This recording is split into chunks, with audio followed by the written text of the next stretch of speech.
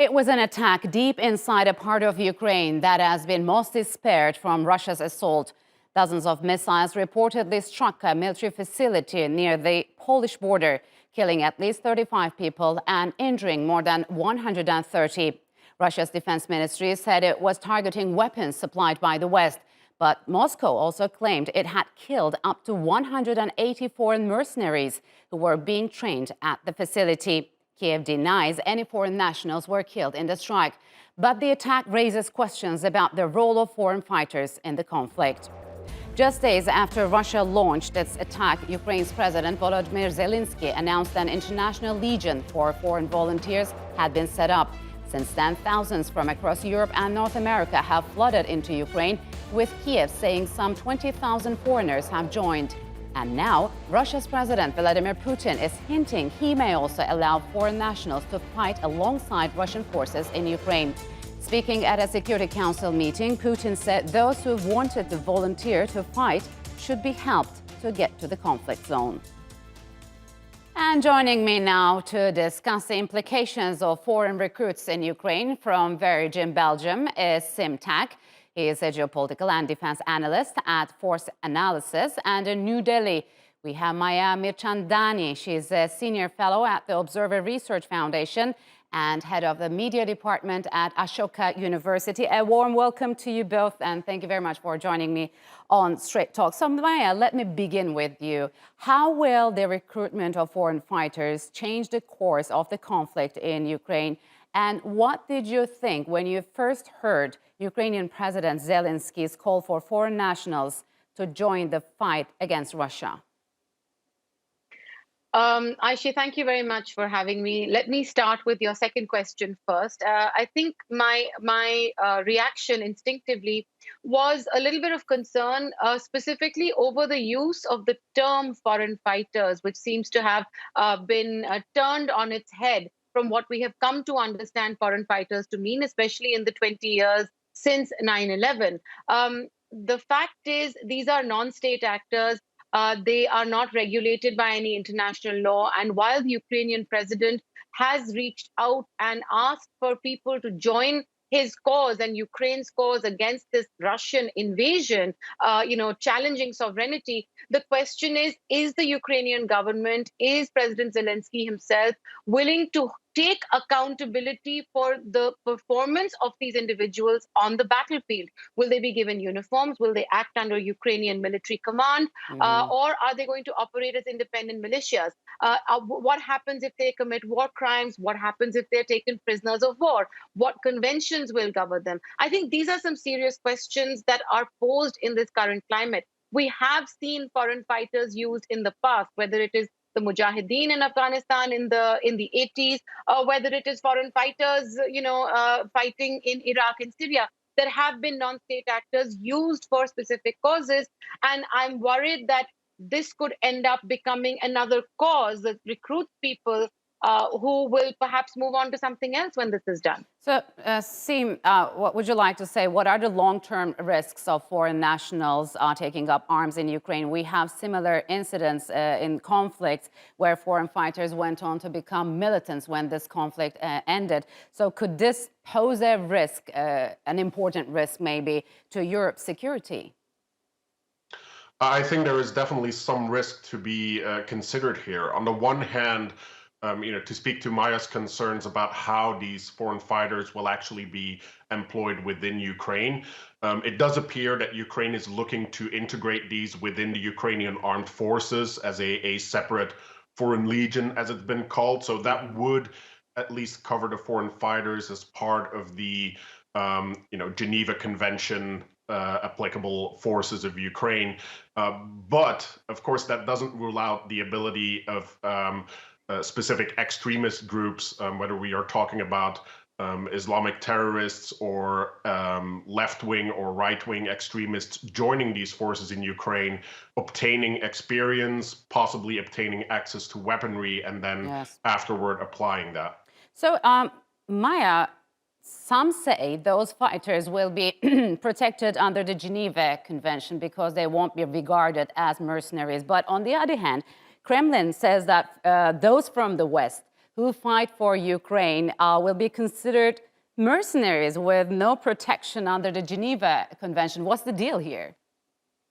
So that's exactly the question, Aisha. I mean, we're all asking, what's the deal here? Because mercenaries, very specifically, are paid for doing what they do on the battlefield. They're given a salary or a fee or a consultancy or whatever language you want to give it. The Ukrainian call is for a volunteer army. So are these people volunteers who are going because they believe in the cause, or they are, aligning with this for whatever reason?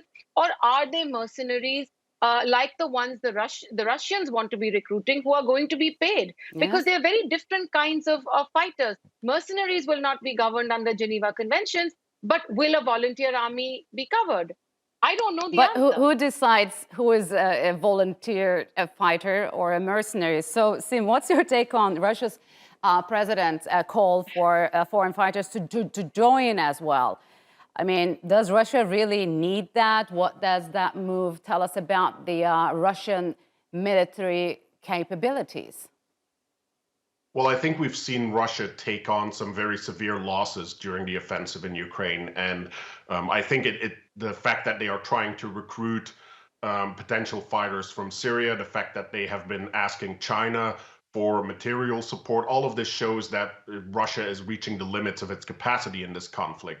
Now, when it comes to employing these forces, again, whether they would be regarded as mercenaries or regarded as foreign or as members of the Russian military, that depends on how Russia will actually integrate them. Will they be uniformed? Will they be registered as members of the Russian armed forces? Payment alone is not the distinction, because obviously soldiers in all armies across the world are paid as well. It's more about whether they are officially regarded as members of those armed forces, and whether those states, Russia and Ukraine, each on their own side, will take responsibility of the actions of these persons as representing the actions of their militaries. So, Maya, would this move encourage Syrian soldiers to go to Ukraine, since they will reportedly be paid thousands of dollars, as some up to 50 times, if I'm not mistaken, more the Syrian soldiers' monthly salary? Could they change the power balance in there? I mean, the potential exists, sure, of course.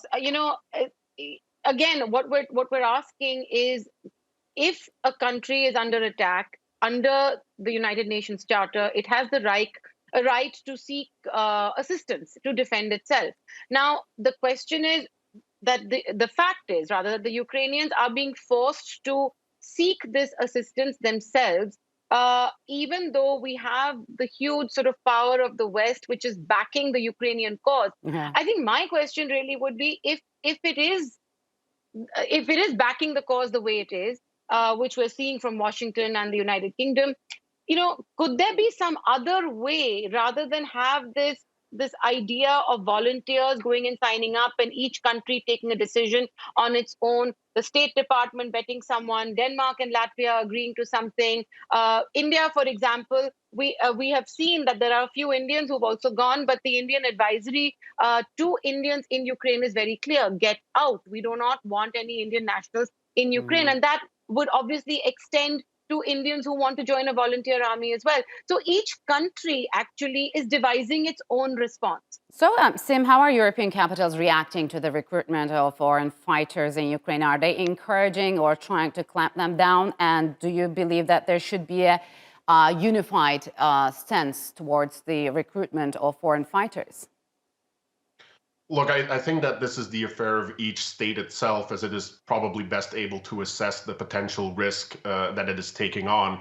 I think we have seen some countries in almost a supportive stance, almost enabling people to go and fight in Ukraine by officially saying that if you go and fight for the Ukrainian military, you will not be prosecuted for your actions in Ukraine when you come back. Other countries have said the opposite, of course. And I think this is mostly a clear divide in the risk appetite that those different countries have, and how they want to deal with the concept of foreign fighters. So, Maya, was the latest Russian attack on a military facility next to the Polish border aimed at deterring foreign fighters?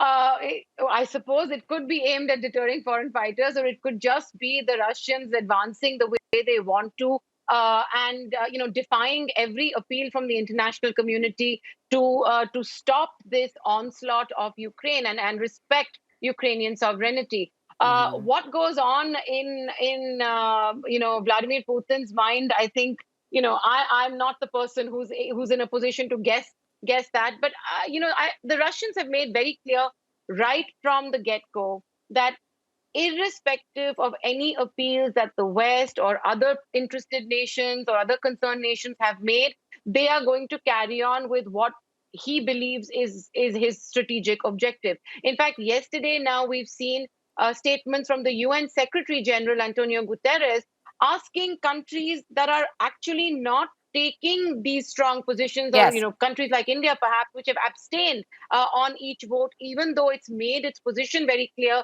in statements and explanations, to find a way to mediate. Yes. Because nobody is listening to anybody, and global politics cannot sort of stay in this suspended animation. And you will hear from, Yes. in India particularly, security analysts who are saying one thing, and I'll end it here, which is that nobody wants to see Ukraine end up as the Afghanistan of Europe. And I think that is the big concern. So, Sim, is there going to be a clear winner at the end of this? Is Ukraine likely to face the fate of war-torn countries like Libya, Yemen, and Syria? I mean, has any side ever emerged victorious from this proxy wars or urban warfare?